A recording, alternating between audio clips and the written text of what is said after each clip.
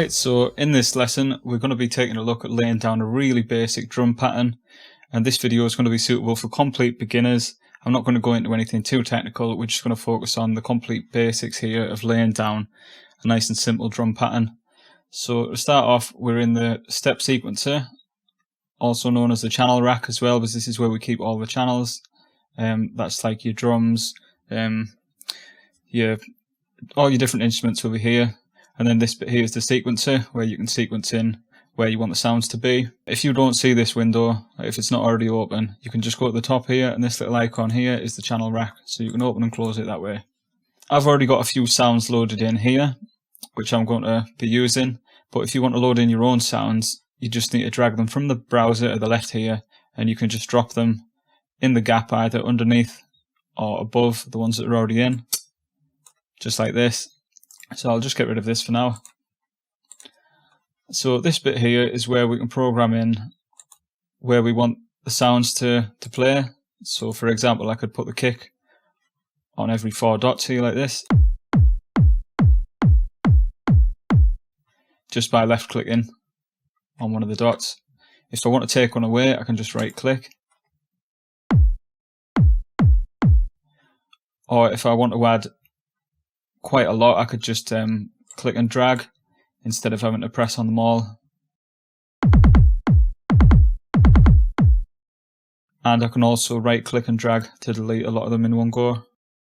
If you just want one every 4 dots like this, the quickest way is to right click on the sample here and then choose fill each 4, or also you could do fill each 2, fill each 8, or there's other options, but we won't go into them in this video. So I'm just going to go ahead and fill each 4.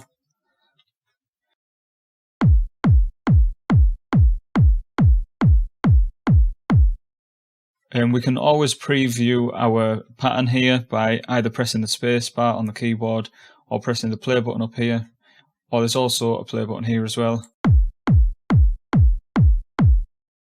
So next I'm going to add in some claps.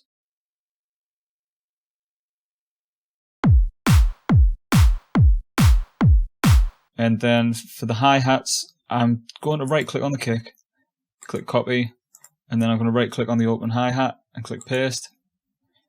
I don't actually want these notes to be here though, I want to move them over so they're exactly in between the kicks. So to do that, I'm going to hold Ctrl and Shift on the keyboard, and then I can press the right key on my keyboard to shift them over.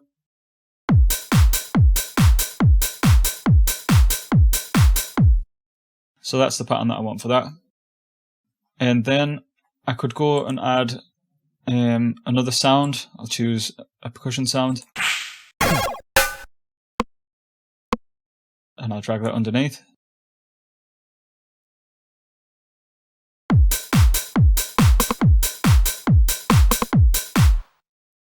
Okay, so that's the basic pattern put in. And now I can adjust the volumes to get them mixed properly. With these little knobs here at the side, every channel has got its own volume knob, so I can adjust them here.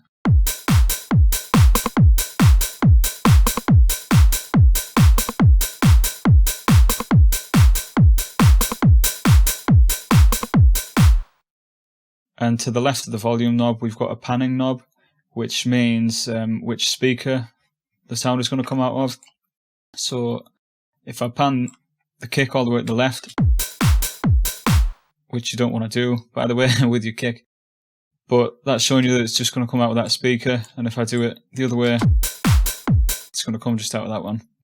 So I can right click and reset, and I can do the same with all the others. So I could pan the hi-hat a bit.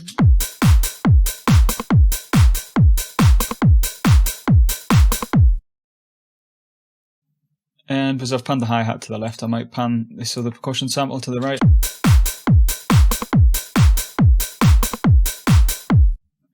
Okay. If we just want to listen to one of these sounds on its own, we can right click this little light and choose solo. And then to get everything back, we can just right click and hit solo again. If we want to change any of these sounds that we've got in, we don't need to put a new one on and then put the pattern in again, we can just drag and drop on top of the clap, for example, to change the clap over.